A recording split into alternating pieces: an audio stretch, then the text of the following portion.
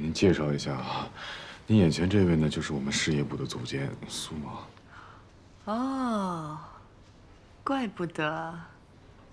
辞职啊！现在辞职，跟我走。走。盛楚啊，给你5分钟时间解决问题。一会儿道森出来了，小心你之前的努力全都白费啊！桌上这些东西，一会儿。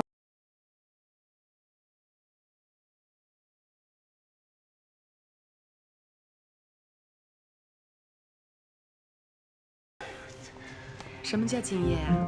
我就知道我们英国人做事，下班时间就是下班，到了下班时间呢，不会将员工在公司多滞留1秒。走吧。您脚下踩的是中国的土地，我们都是中国人。时间观念呢固然重要，但是中国人更重的是责任。正楚，哎，道森先生有请。哦，知道了，知道了。那个啊，我是有特别重要的事，回去我给你慢慢解释。小顾，把桌子东西给我收拾了。苏总，我一会儿给你一个满意的答复啊。走，别推我呀！怎么会想到你说的是他呢？苏总，那收还是不收啊？收。到了吗？别！真收啊？公主。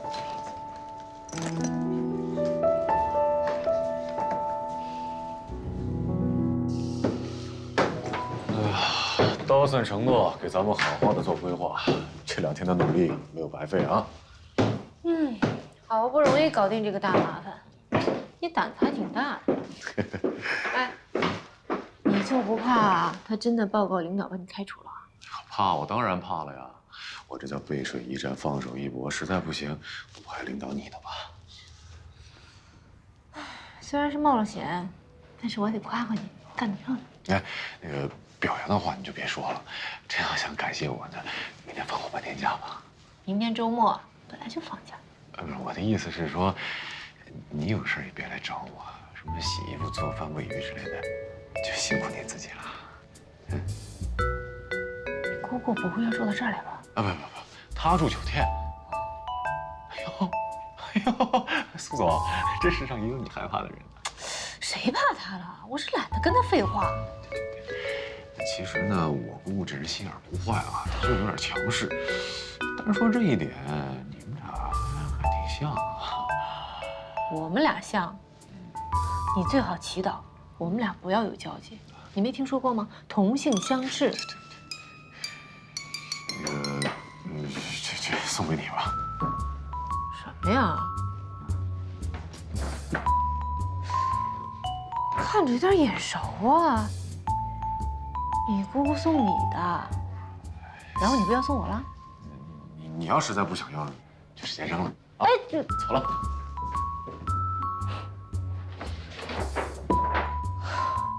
兜兜转转又到我手里了，真是有缘分。好吧，留着你，当留个教训。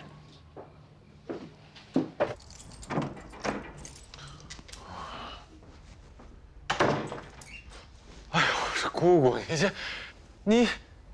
你怎么突然回来了？都这么晚了啊？你怎么现在才下班啊？你公司的总监想虐待死你吗？姑姑，你回来你告诉我一声嘛，是不是？我已经跟你说了，你就不适合这个工作。等这个服装秀完了以后，你就跟我回去英国好吗？去英国干嘛？去买内衣啊？那根本不适合我。对了，姑姑，您说您那么忙，是不是？有什么事要找我的话，给我来一电话就行了，我上酒店找您去。您这来这儿跟查岗似的。你是不是有什么事瞒着我？没，绝对没有。肚子饿不饿？我给你做点吃的。你一说，我倒是蛮饿的。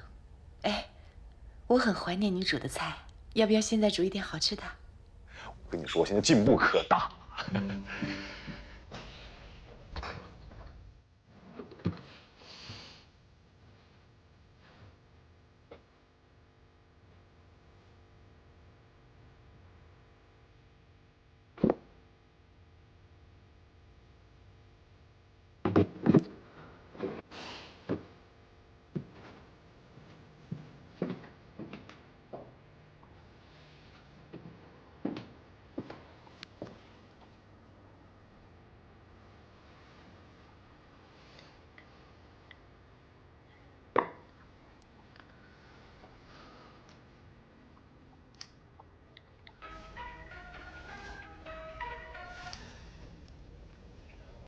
哎，郑主，你去帮我买袋鱼食，顺便过来帮我把鱼换个水。我刚请完假嘛。是啊，但是你请的是明天的假，我只能把明天的活挪到今天来做了。你也不忍心看着他们饿死吧？你说他们那么年轻，那么可爱。不是，喂，是谁呀？邻居啊。对了，姑姑，冰箱里没什么新鲜的菜了，我出去买点啊。这么晚了，你要去哪里买菜啊？那么晚找你的，是男的还是女的？男的，一个大胖子，邋里邋遢的，一脸络腮胡子，生活不能自理，总找我帮忙。那个超市离得很近的，很快就回来啊。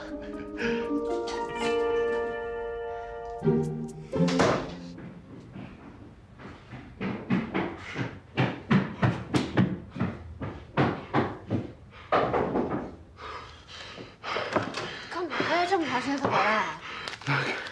我要去买菜。你怎么了？你等会儿别走。这个还给你。怎么了？不知道里面是什么吧？回去问问你姑姑，是送给谁的？送我不合适。郑楚，你到那边去干嘛？好，我帮他拿点东西。去。你凭什么使唤我们家郑楚啊？他自愿的，我没逼他，是吧？不是姑姑，你看，大家是街坊邻居，抬头不见低头见的，就当帮个忙嘛。哼，你不是跟我说你的邻居是一个彪形大汉吗？你到底跟他有什么关系啊？哼，郑楚，原来我在你心里就是个彪形大汉呢啊！你就别添乱了。你手上拿的什么？是我送给你的礼物，你要把它送给他吗？送给我也不要。你少说一句能死吗？清理鱼缸1个月。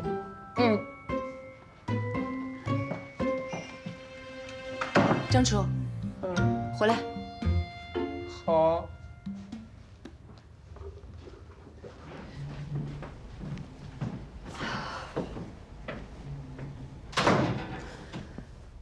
说清楚怎么回事？又说是上下属，接着呢又说是邻居，哪有这么巧的？你快说清楚，究竟你俩搞什么鬼？我就是怕你胡思乱想，才没告诉你他是我邻居。哈哈，邻居，关系好的叫你做什么你就做什么，这么晚了要你买什么你就去买，我呀都没这么使唤过你呀。还不是因为他怀。他刚刚回国，对我们周边环境不是很了解。我也是刚刚回国，也不见你对我这么好。我对你好啊，我100个对你好。你想吃什么，想喝什么，我都陪你去，好不好？好啊。那我要你来我公司，你来不来？好。好，你说的啊。啊，明天就去。明天就去。哎。OK。你说的啊。别生气。回来煮东西给我吃。我饿了。不是说你姑姑住酒店吗？怎么来你家了？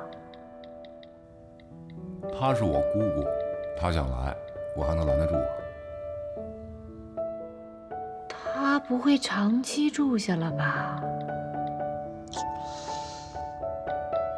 不会，你怕什么呀？她就算是老虎，也吃不了你这块死肉。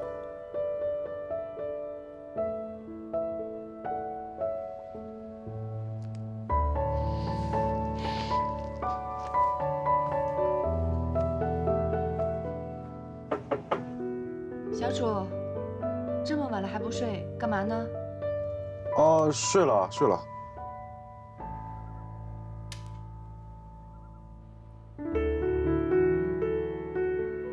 你才是死肉，又臭又硬。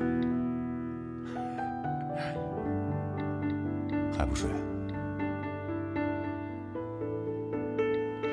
鱼缸水还没换，你说怎么办？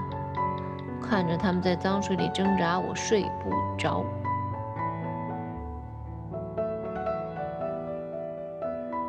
晚睡对孩子不好，明天找苏畅帮你换，懒死你！实在不行，去网上查一下，求人不如求己。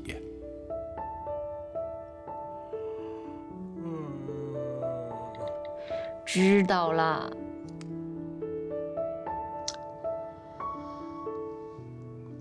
晚安，晚安。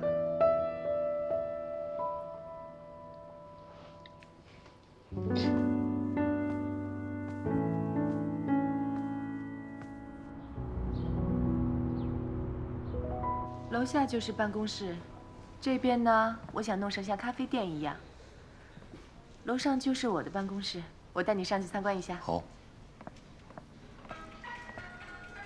我接个电话。喂。郑主，你在外面吗？你去苏畅那儿帮我取条鱼回来。不是你自己怎么不去啊？啊，我陪我姑姑呢，我走不开。你要不去的话，明天去酒店接刀森的事儿就交给你了。你想想看啊，怎么跟他斗智斗勇？哎呀，他马上就要走了。再说了，路线指导意见已经给咱们了呀，我根本就不怕他。郑楚，你忍心让我一个孕妇跑那么远吗？行，我去啊，我去。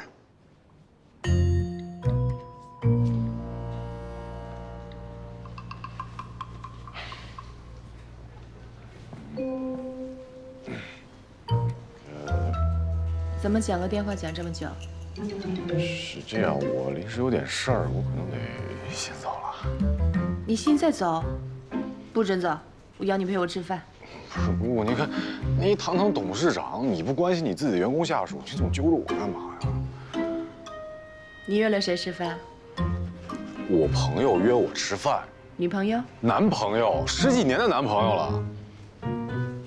不是，哥们儿，哥们儿。你看你呀，从小到大都不会说谎，还想骗我。姑姑呀，你说今儿你让我陪你逛门店，我也逛了；你让我来公司，我也来了，是不是？晚上你就放我一马？好啊，我现在就考验你，姑姑重要还是闲事重要？算了算了，现在长大了，不需要陪姑姑了，去吧去吧，我自己回酒店。那走了，谢谢姑姑。我不要了。哎呀，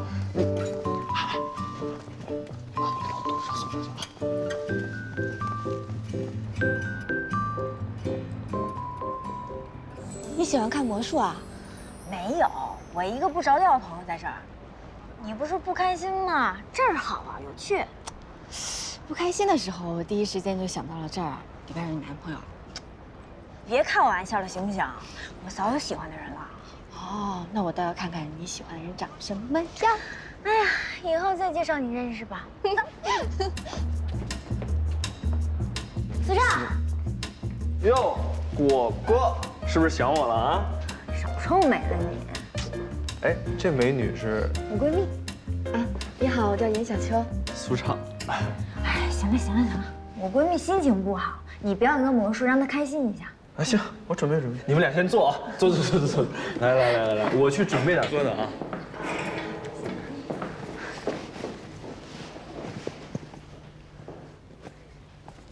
来了，哎，苏畅，快，把你捡的鱼给我。苏畅，你怎么来了？真是个大这么巧啊！好不容易主动来一次，你别添乱，赶紧走。所以你赶紧把鱼给我，我就走了吧。等着，拿来就走了。好。来去。小秋，我来给你介绍，这位呢是我未来的男朋友郑楚。好巧啊！干嘛？你们认识啊？那个，你别跟他胡说八道，不知道他什么男朋友。刚才那苏畅才是。你们俩是怎么认识的？哦，小秋可是我未来认定的嫂子。既然你们俩认识，你跟我哥又是好哥们儿，那以后你得站在我这边，帮我撮合他们俩。瞎说什么呢？害什么羞啊？那个挺好的，大家都是熟人。那个，你先坐啊，我跟他说两句话。坐。等一下，你过来。那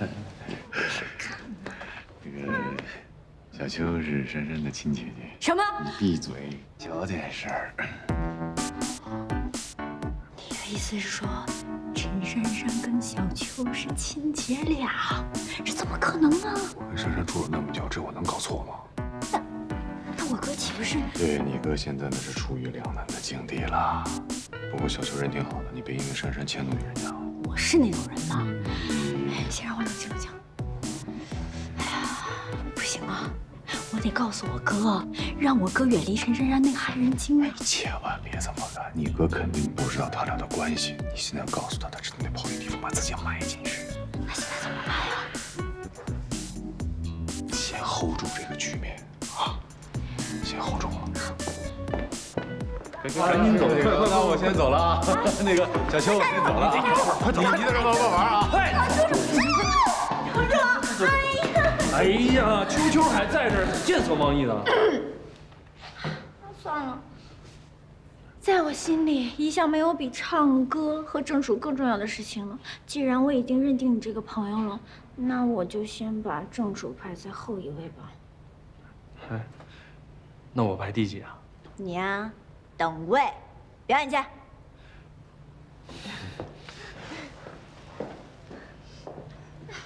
果果，你喜欢的人就是郑楚啊？是啊，一直都喜欢他，只不过他之前有女朋友，不过分手了，他知道是我的。那你认识他之前的女朋友吗？不认识啊？怎么可能认识呢？苏畅，哎，你看他表演了。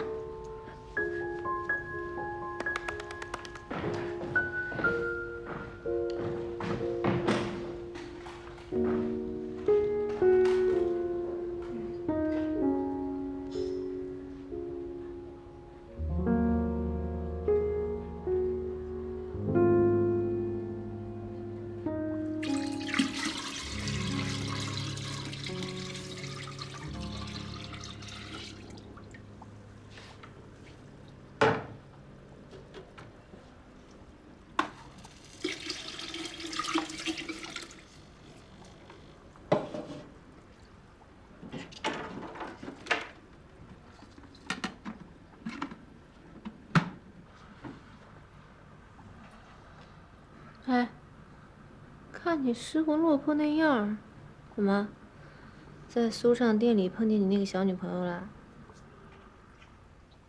唐明居然不知道她俩是姐妹，这世界也太小了吧！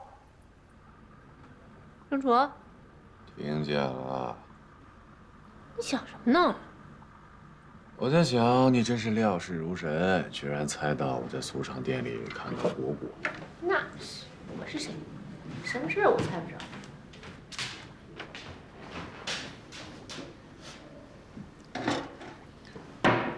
水换好了，鱼也请回来了，我下班了啊。等会儿吃点水果再走吗？哎，活干得越来越慢，脾气倒是见长。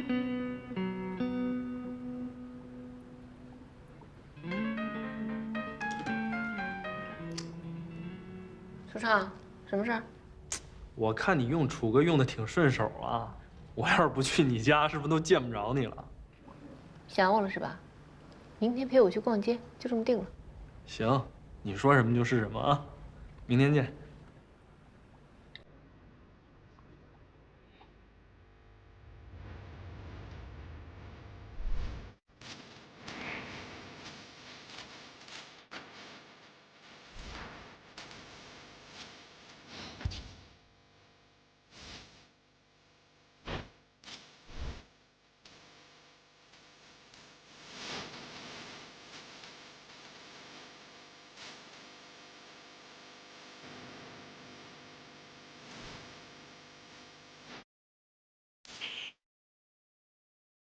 我就说了，眼光不错，果果这个熟女形象特别适合我们品牌。郑总，我都认不出来我们家果果了，我就没想到我们家果果还能驾驭这种轻熟女的风格。您绝对是我们家果果的大恩人，你还发掘了她潜在的实力呢。她本来就是一个很好的女孩子。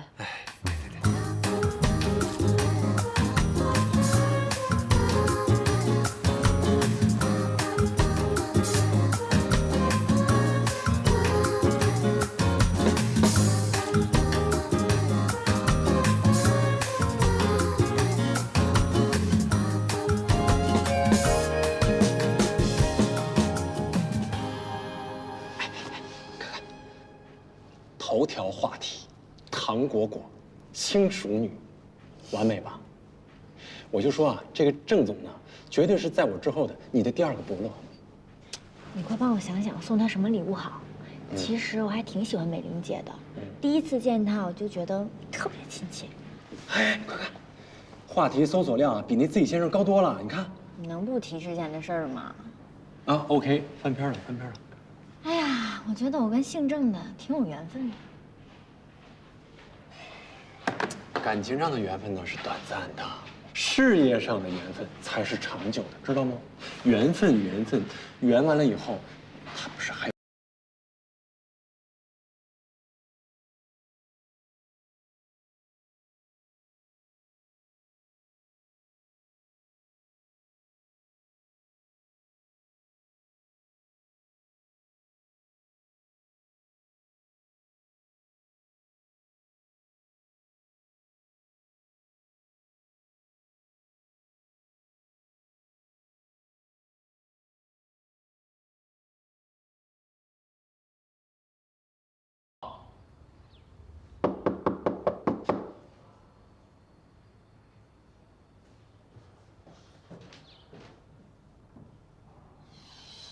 别奇了怪了。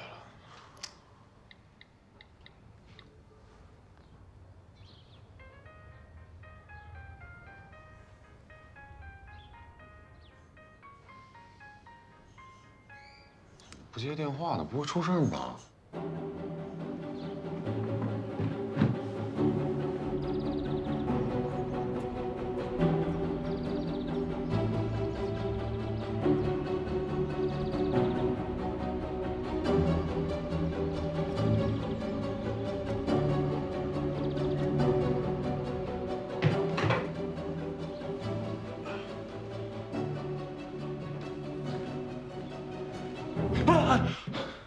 哎呦你吓死我了你！不是你没事儿吧？啊，我敲门你也不开，打电话你也不接，你怎么了？哎，我跟你说话呢。鱼死了。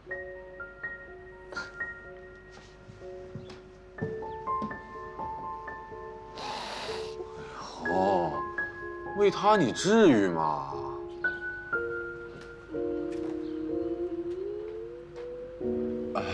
好，别难受了，别难受了，我会料理好他的后事的。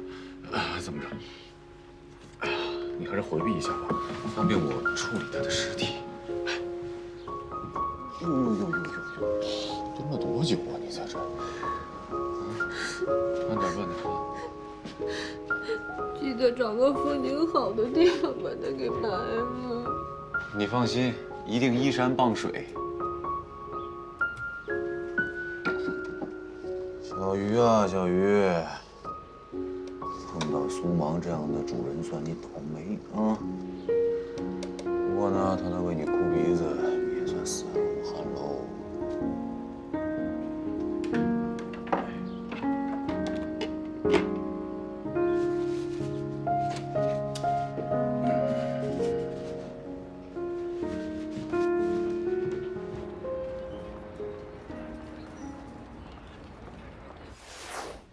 她原来做事情雷厉风行，绝不拖泥带水，完全的女强人性格。可现在突然变得极度脆弱，一条鱼死了，她能哭一晚上。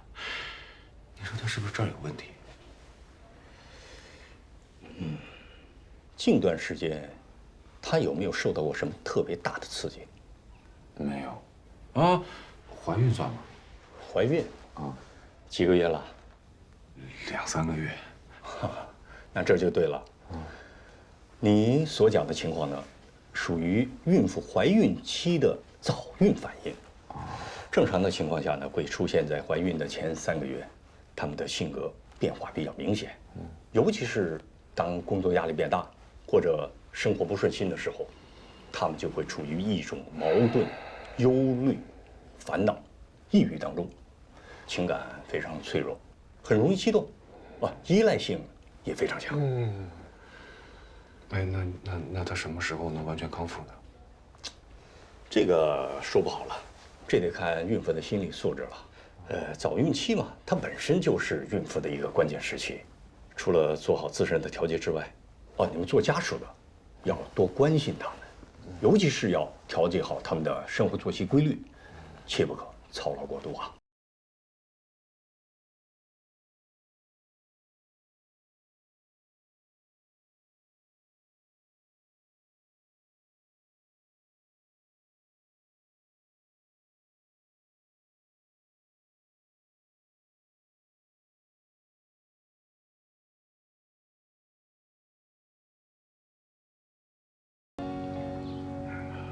我知道啊，你一个女人怀着孕在上海打拼不容易，这又要工作又要照顾自己的，有时候有点情绪呢很正常。但是在上海，其实有很多像你这样的白领，成天挤公交、坐地铁，情绪暴躁，然后易怒那些。你有病吧？啊？你到底想说什么？不是我有病，是你有病。那个医生跟我说了，像你这种症状呢，叫白领孕妇综合症，这得适当减压，要不然呢会影响。下车，骑大车回去。来都来了。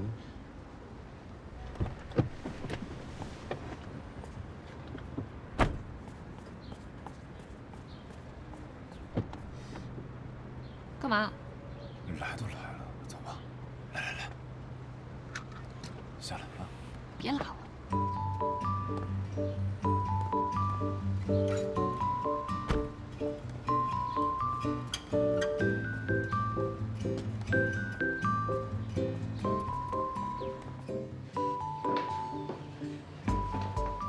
玩什么陶艺呀？那么无聊。我跟你说，学习陶艺啊，可以让你修身养性、陶冶情操，在提高你想象力的同时呢，还可以提升你的专注力。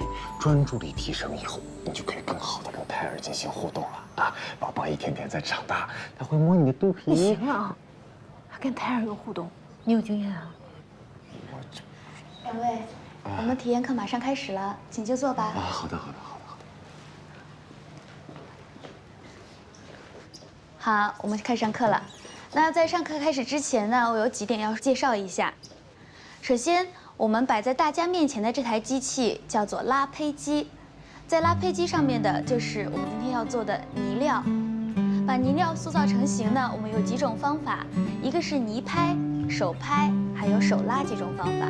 泥拍呢，就是一边加泥一边塑形，而手拍则是直接上手塑形。那么大家一会儿上手做的时候，有一点要注意的是，我们要用双手的手掌位置均匀的用力，然后把它挤压成型，做成大家想做的样子就可以了。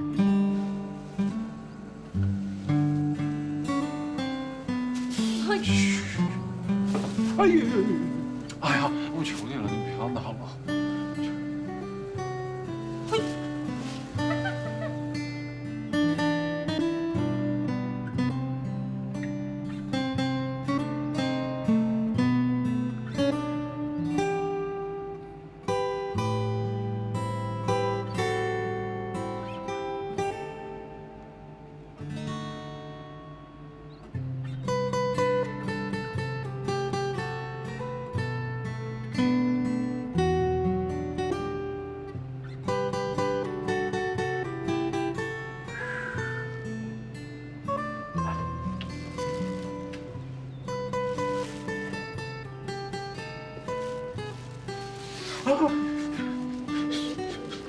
不容易才做出来。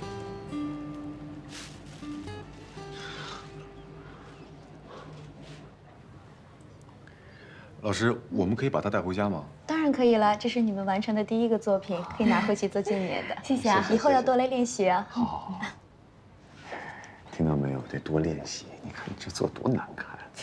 我跟你说，除了我，估计没别人要了，干脆把它送给我吧。美的你，我还拿回家放鱼食。看你那小气样儿吧，这好歹也是我领你来这儿的，你怎么谢我呀？是该感谢你啊。嗯，我今天高兴，这样吧，你请我吃饭。你什么逻辑啊？女人的逻辑啊。不懂。哎呀，这女人怀了孕以后就是另外一种生物了。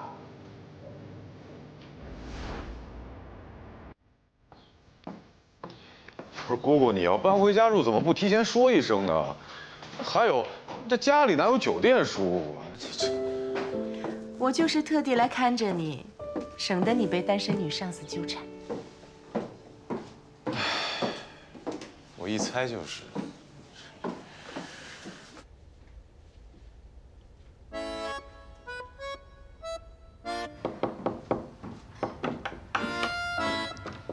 这我该啊，美玲姐，你怎么在这儿啊？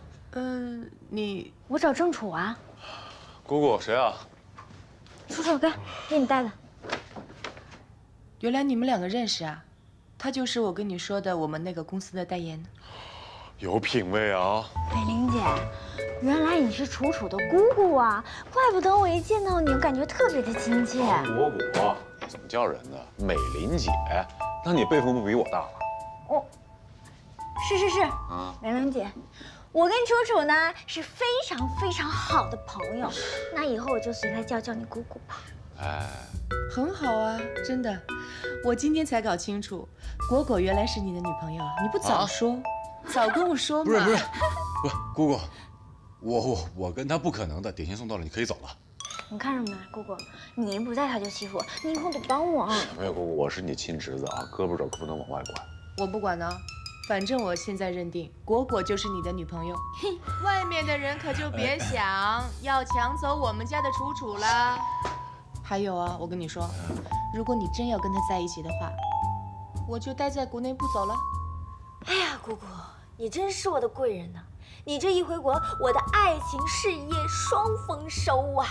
你也别得意，我要求很高的，要做楚楚的女朋友，要靠时间慢慢看喽。好，时刻准备着。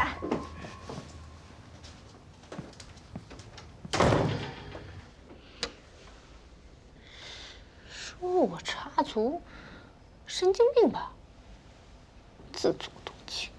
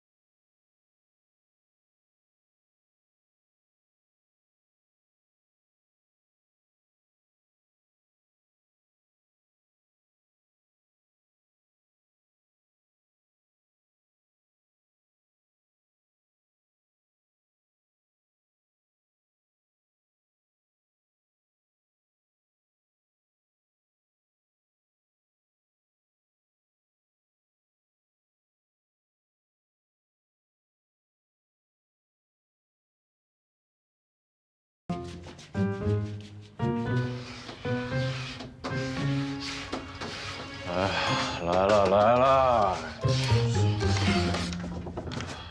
怎么了？我也不想扰民啊，我饿了，家里弹尽粮绝了。啊，那我拿点菜上你那边做饭去啊。快点啊！是谁啊？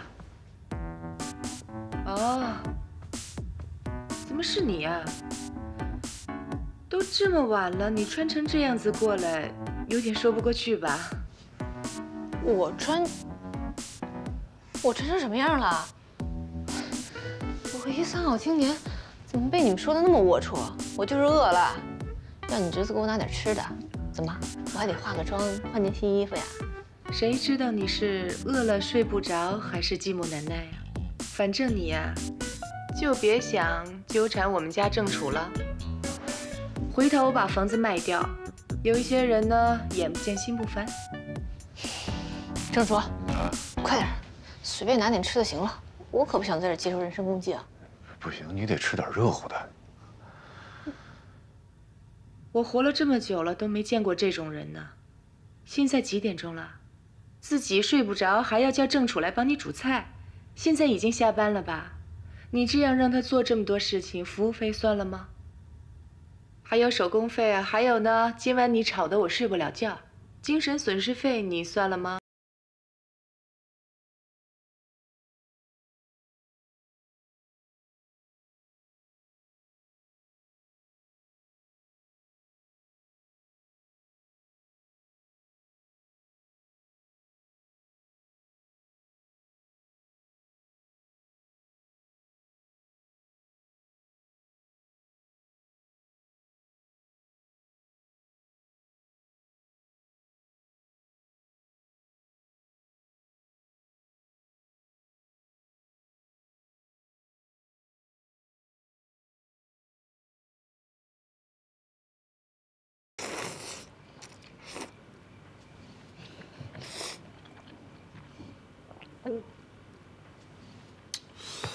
慢点吃啊，慢点。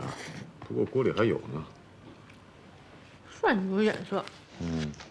要是真把我饿坏了，你这个保姆要负全责。你眼珠子都快瞪出来了。我要再不明白，那我真是缺心眼儿。知道就好。啊，你那姑姑不会大半夜醒来跑过来吧？那我可说不清楚了。放心吃吧，他把子午觉看得比什么都金贵。那就好。不对呀，你说我们俩清清白白的，什么事没有，干嘛跟做贼似的？我凭什么躲着他？就当给我个面子啊！我也在你这当牛做马这么些日子了，你就别跟他计较了。行吧，那给你个面。谢谢你啊。哎，我这两天闲着也没事儿，要不然你陪我出去旅游吧？你是在约我吗？我是为你好，跟更年期女人待多了，你会早更的。想约人家就直说嘛，不要不好意思。其实呢，就针对你这些天的表现，我对你有了总结，你缺爱了。我不缺爱，我缺一个出门陪着我的奴才。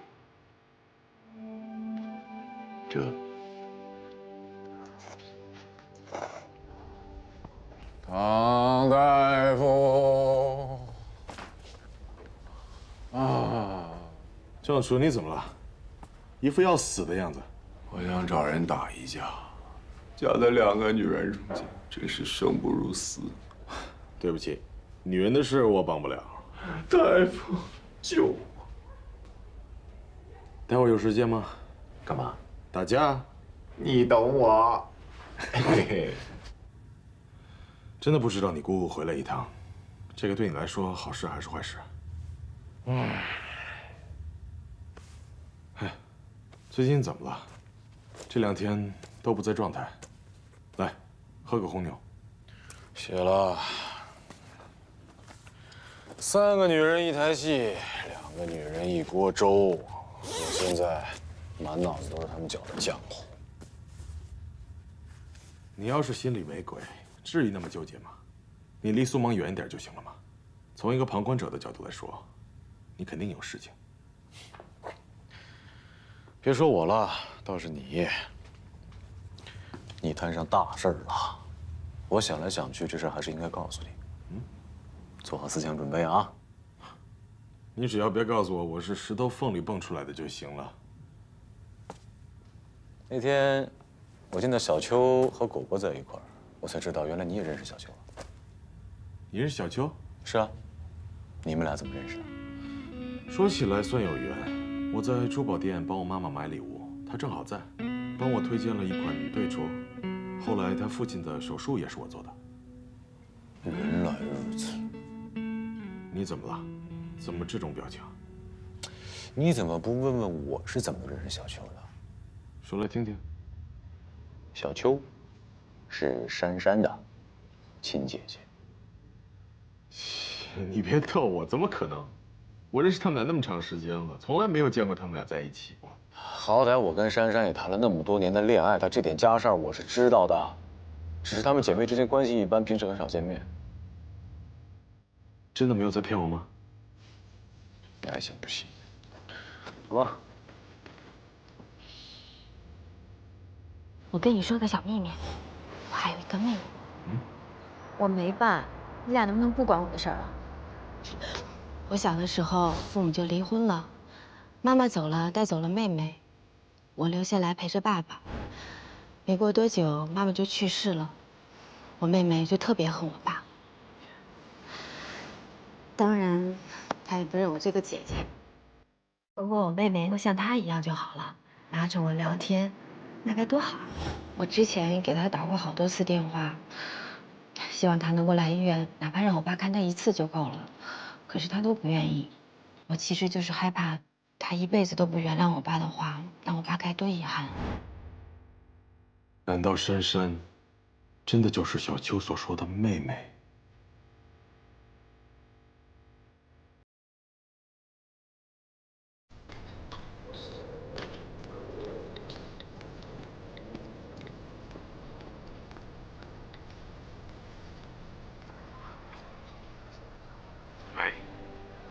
喂，唐明哥，我还有几个小时就到上海了，你能接我一趟吗？我待会儿要回医院一趟，有个手术需要我接手。如果你等不了的话，那你就先回去吧。手术不能让别人做吗？哎呀，是这样的，你还记得上次那个小江吗？他最近又纠缠我了，就是想让你过来接我一趟，冒充一下我男朋友，让我同事见见你，这样他以后就死心了。你别误会啊，就是让你帮我一个忙，你愿意吗？珊珊，我是医生，我一定要对我的病人负责任的。你知道，生命比什么都重要。我没有办法亲手推掉我的手术。这样好了，我尽量赶到，但你不要抱太大的希望。你也知道，手术时间不能计算的。好，我等你。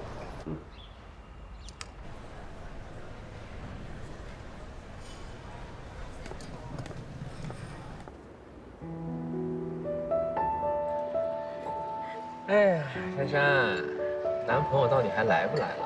是啊，不会放你鸽子了吧？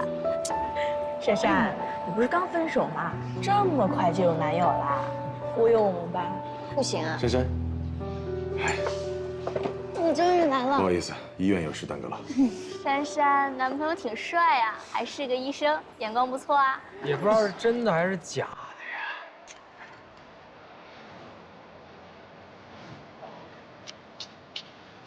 珊珊，小江开玩笑的，你怎么还当真了？这种事儿我们怎么能怀疑呢？哎呀，不过俗话说得好啊，男未婚，女未嫁，一切皆有可能。现在是在一起了，不过说不定啊，哪天也会有分手的可能性呢。哎，小江，适可而止吧啊，过分了。你说的没错，在一起也有分手的可能，但总好过有些人用卑鄙的手段来达到目的。你说什么？哎，小江，你们怎么了？什么卑鄙的手段呀？哎，没什么，没什么。哎，咱们一起照张相怎么样？好啊，好啊，好啊。免了吧，我不喜欢拍照。拍一张吧，就一张。下次他再纠缠我的时候，我好拿照片镇住他。把我当钟馗啊，还能伏魔？拜托。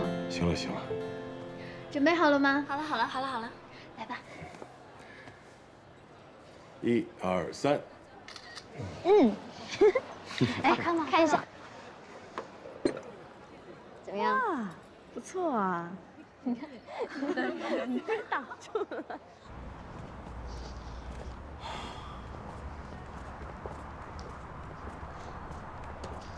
哎，你生气啦？这次是为了帮你摆脱那个同事的纠缠，你下次不要这样了。我知道了。哎，你下午有空吗？陪我逛逛吧。珊珊呐，其实我这次找你是因为有事情想问你。好啊，你问啊。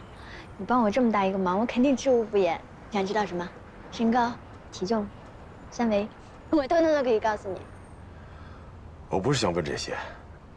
你看，我们是那么多年的朋友，你对我的家庭、家人都了解，但是我什么都不了解你。比如你还有什么其他的家人？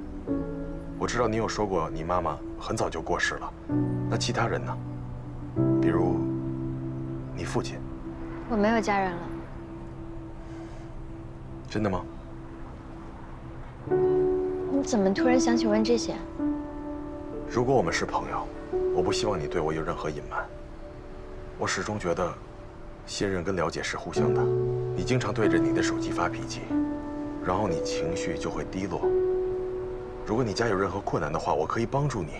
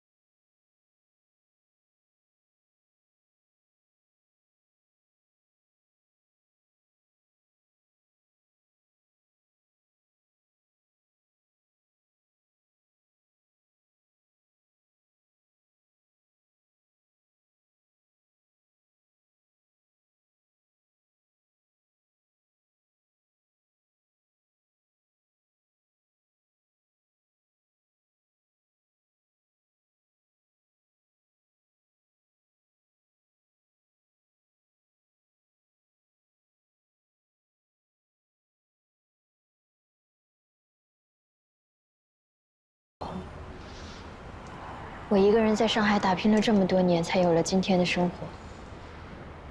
我不希望任何人打破这份平静。可即便这样，你没有想念过你姐姐吗？她没有对不起你啊。你要是空了的话，就去看看她。她年纪也大了，过去的事情就让她过去吧。什么叫该过去的就过去吧？对不起，我记性没那么差。除了我，你是爸唯一的亲人。小山，你要这么绝情吗？那都是他以前自己造的孽，他活该。我为什么要为他以前犯下的错误买单？我为什么？你告诉我，我有这个义务吗？我有吗？我一看到他，就想起我小时候。我实在不想想起过去那些事情，我宁愿把他们通通都忘了。我还是觉得，你可以回去看看，也许有机会弥补之前10几年没有得到的父爱的遗憾。不必了，我一个人过得挺好的，真的，我早就习惯了没有他们的日子。好了，不说这些了。对了，我刚才就看你这个胸针挺漂亮的。朋友送的。朋友，你知不知道鸡鸡鱼草的话语是什么？没什么。怎么样？听了我家的事儿，是不是觉得特别像很洒狗血的电影情节？哪有哪会呀？哎，心事说出来，感觉会不会舒服一点？好多了。我们走吧。谢谢。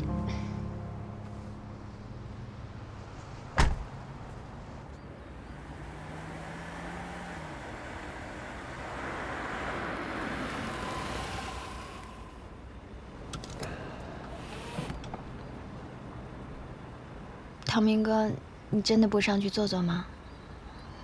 我想让你陪我聊聊。你回去好好休息，我就不上去了，改天再来看你吧。啊。是不是我刚才说错什么话了？没有了，你别多想了。我刚做完手术赶过来，后面一大堆事情要处理，现在我没有时间陪你了。好，那你忙吧。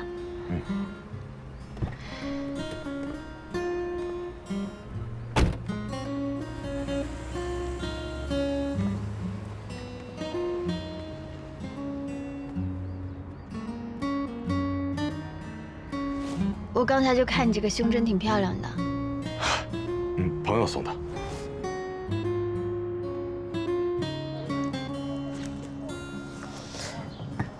你看什么呢？一个可浪漫的小说。哎，我跟你讲，这个男的每天给这个女孩送一束不同的花，而且每种花呢都有它的花语，他们的爱每天都在增加。金鸡鱼草代表启蒙的爱，百合代表纯洁的爱，玫瑰代表美好的爱，紫郁金香代表永恒的爱。宝贝儿，童话里都是骗人的。切，那可不一定啊。唐明，你身边到底还有着什么样的女人，连我都不知道。哎，兄弟，需要你的时候到了，出来陪我一醉方休。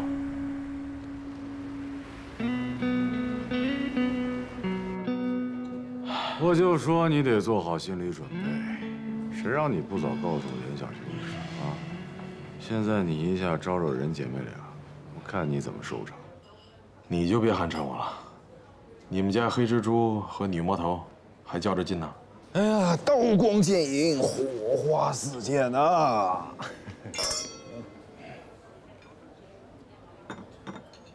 哎，你说，一个人有2副面孔吗？自己眼睛看到的是一个样子，从别人嘴里听到的是另外一个样子。那你到底要相信眼睛还是耳朵啊？要我说呢，2个都别信，就相信你自己的心。我就是看不清楚我自己的心。妈，这个简单，回你们医院做一彩超就能看的。别开玩笑，我真的觉得身边的人越来越神秘。好了啦，该面对的终归要面对啊！船到桥头自然直。来吧，朋友，干了这杯酒，大胆往前走。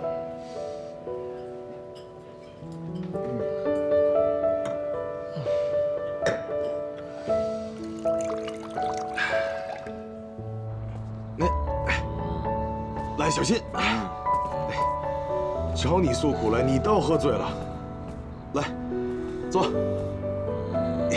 哎呀，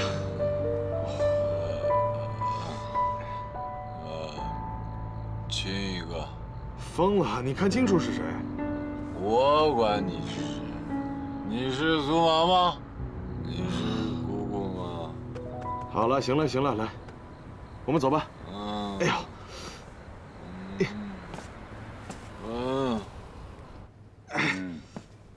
来，真的喝多了。哎呀，到哪儿了？快到家了。到家。不回家。你别闹了，赶紧回家睡了，明天要工作。不要回家，姑姑在家。会杀了我。什么？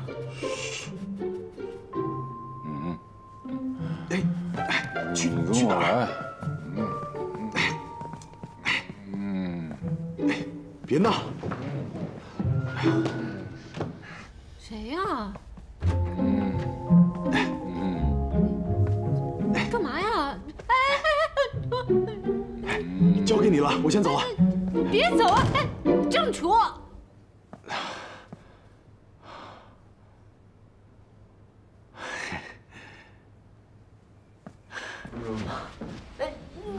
郑楚，郑楚，你起来！哎呀！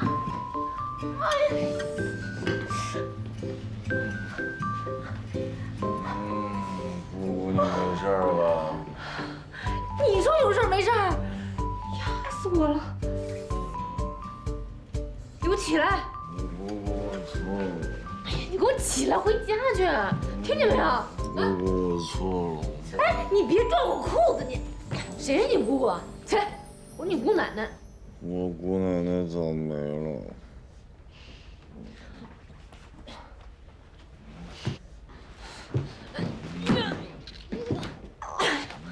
那么沉呢？你怎么？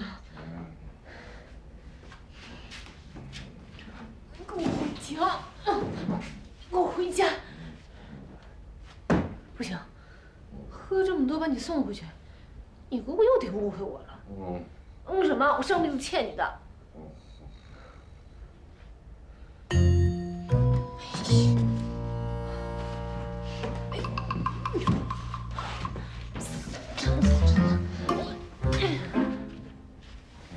猪啊你！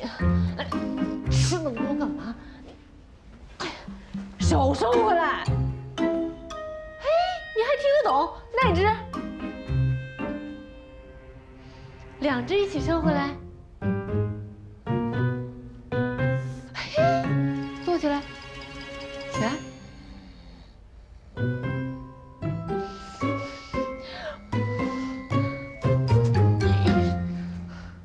我给卖了算了，我。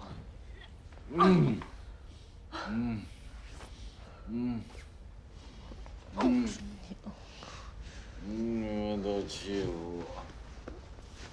我。哎呀，脱不掉也。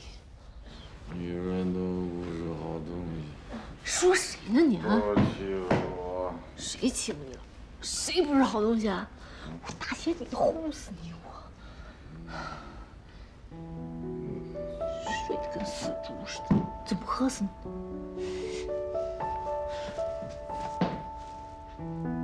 哎呀！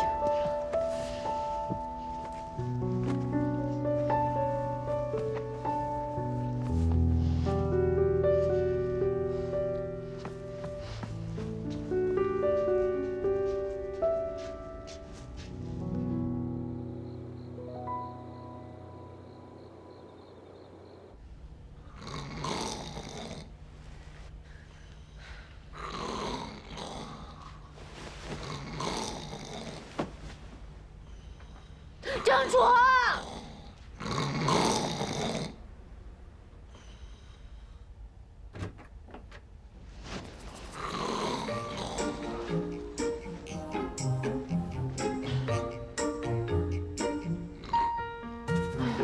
郑楚，你能不能安静一点啊？让不让人睡觉呢？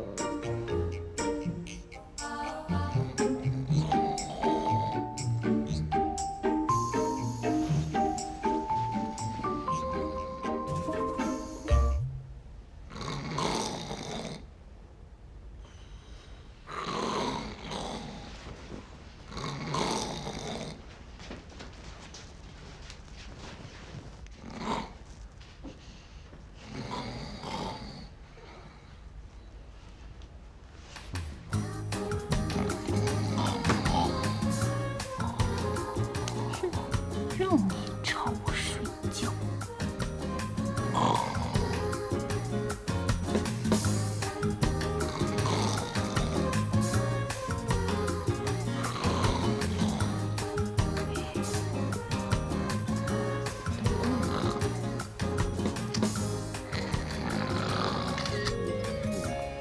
别动！哎呀！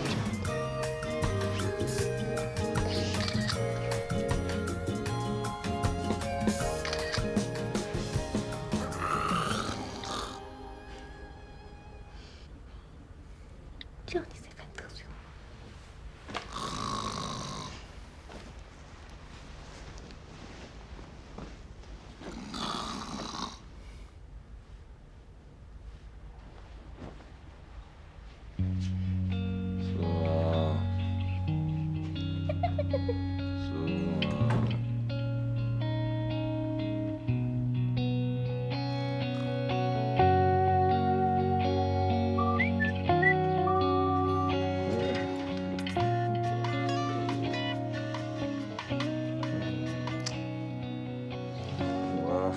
郑楚，臭小子，一晚上不回家死到哪儿去了？